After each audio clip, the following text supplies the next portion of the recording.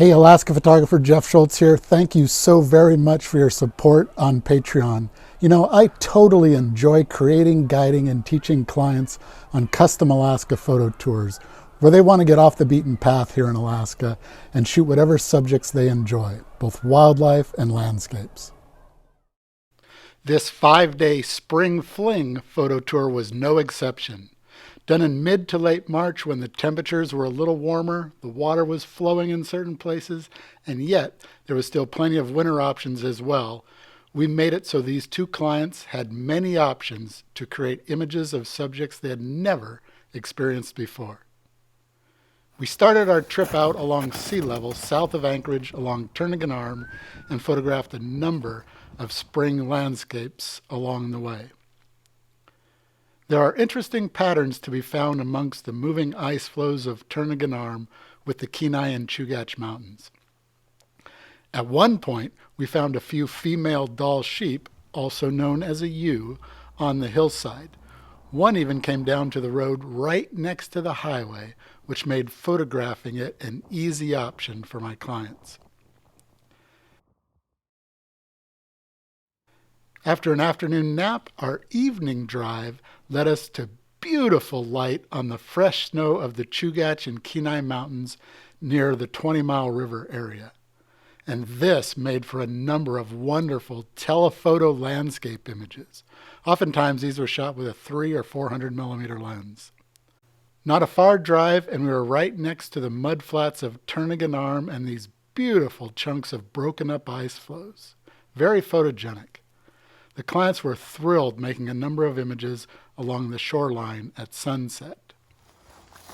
Of course, we stayed after sunset to get the beautiful blue and pink light on the mountains. This is a great opportunity to use a graduated neutral density filter to create even more beautiful images. We overnighted in Girdwood, and the next morning we were off for a 1.5-hour drive to the Matanuska Valley town of Palmer.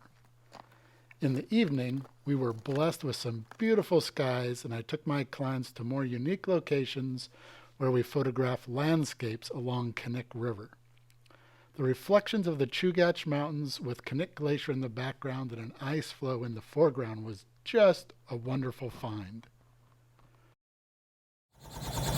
Early the following morning, with the doors off of the left side of the helicopter, to offer my two clients an unobstructed view to make aerial images, we were off for a day adventure to places few people get to experience the way we were planning to do it. We had the helicopter all to ourselves for the day as we flew down the Knik River Valley towards the glaciers. We were totally open to slow down or stop and land wherever we felt appropriate. Over the Knik Glacier, the clients photographed aerials out the open doors of cool patterns of blue ice frozen into the water and the cascading crevices of the glacier coming down from the Chugach Mountains. Clearly, the opportunities here are amazing and limitless in the helicopter. We circled around a number of times in order to get just the right photos they wanted. Being near sea level here over the Knik Glacier is not as much snow on the glacier, which allowed us an opportunity to photograph deep into the crevasses. We landed near the face of the glacier, put on ice cleats, and then wandered our way onto the frozen water towards the face of the glacier.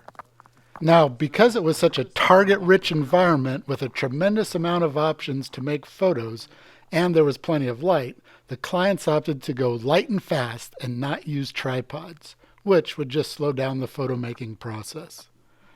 Clients who have never seen this type of landscape absolutely love it, and this was no exception. Their jaws were dropped most of the time. We walked even closer to the face of the glacier, but not so close to be in danger of falling ice, which is one thing a person really has to be really cautious of on the glacier here. As you can see, there are great patterns everywhere a person points their camera. We spent a good hour or more at this first location looking for every type of photo and finding unique locations everywhere we went. We walked up a little bit higher on some icebergs in order to get a slightly different vantage point as well. Once we were satisfied in this location, we went back to the helicopter and flew over the glacier itself again, over the crevasses, nice and slow, looking for those really cool patterns. I asked the helicopter pilot if he could find a place for us to land on the glacier itself in order to find yet more exclusive vantage points on what now appeared like a moonscape-looking glacier. Sure enough, after a short time of looking, he had no problem finding a safe and suitable place for us to land and get out. Again, we put on our ice cleats, which made us extra safe, and we wandered onto the glacier, creating more distinctive images. It was a little bit windy here, and a little bit rainy and snowing sideways, so having a good lens cloth to clean the camera lens was an absolute must. But the unique opportunities made it worthwhile to hang out. Again, the clients, having not seen or experienced something like this before, they were just jubilant. They were absolutely in heaven being able to make great photos as well as just a cool, wonderful experience being on a glacier this up close. These custom tours are really unique because between the main locations, we always look for opportunities wherever we can, like these returning tundra swans, and a beautiful sunset on our drive north into a valley between the Talkeetna and Chugach Mountains to the stunning location of Sheep Mountain Lodge, where we would spend the next 2 nights. The next morning was time for a helicopter trip, another one.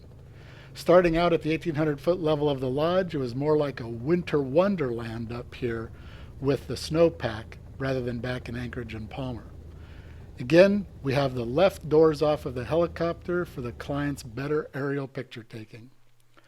Over the course of our daily travel, we would be up at 4,000 feet making aerial images of these beautiful snow-capped mountains. We landed at the base of the Nelchina Glacier, where this huge ice cave has been changing and getting bigger and bigger over the last 7 summers as meltwater rushes through it. It's now 60 feet high and over 100 yards long.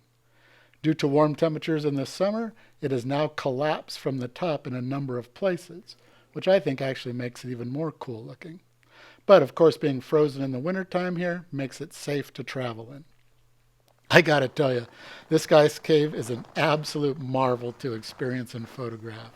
And to be able to photograph this with absolutely no one else around is why I so much enjoy these custom tours and using helicopters for transportation. The ice patterns, as you can see, are exquisite. And being a private tour, we could take our time and photograph every aspect of it however the clients wished. As we got further into the cave, the drifted snow had clung to the slick ice walls, creating even more of a magical look.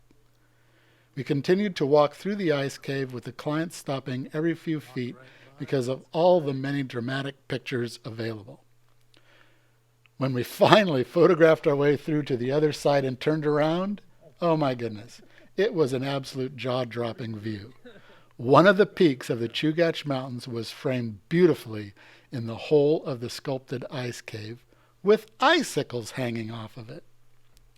The clients were absolutely thrilled to pieces, and so was I, quite frankly. I have not seen that before. I think one of these photos will make my next calendar. After over an hour in the ice cave on the Nelchina Glacier, we're back in the helicopter, flying at the 4,000-foot level towards the well-known Matanuska Glacier. Because of the elevation of the Matanuska Glacier, which is probably about 1,500 feet, it looks more like a snowfield with a few rumples in the midst of it. But upon closer and lower inspection, we found beautiful patterns of fresh white snow next to blue ice crevasses. Landing on the Matanuska Glacier was now a close-up view of that winter wonderland of fresh snow clinging onto the top of those blue ice crevasses. We had something special in mind for the clients to experience. It was a bit of a surprise to them that we walked on a well-traveled trail and slid our way down into one of those crevasses. At the bottom was an entrance to a moulin. The clients were immediately enthralled by this maze of slick blue ice, which really made for photographic heaven and opportunities galore. A moulin is a glacier term for a deep, usually narrow, canal of meltwater that starts at the top of a glacier and works its way downward to a subglacial river. Of course, the water is only moving in the summertime when it's warm enough. Walking here would be absolutely impossible in the summertime. But with everything being frozen in the winter, it's an absolute beautiful thing to experience and especially to photograph. We stayed in the Moulin for a good 30 minutes where the clients made many incredible scenes, including at the end of the ice cave, ice crystals that stuck to the ceiling. Now, even on our drive back to Anchorage, we would stop anywhere we saw a good photograph, even on the side of the highway. So as you can see, springtime here in Alaska has a lot of great opportunity, especially on a 5-day custom private photo tour. I hope you enjoyed a look at Alaska in the springtime. Thanks so much for being a support of mine on Patreon. Bye-bye.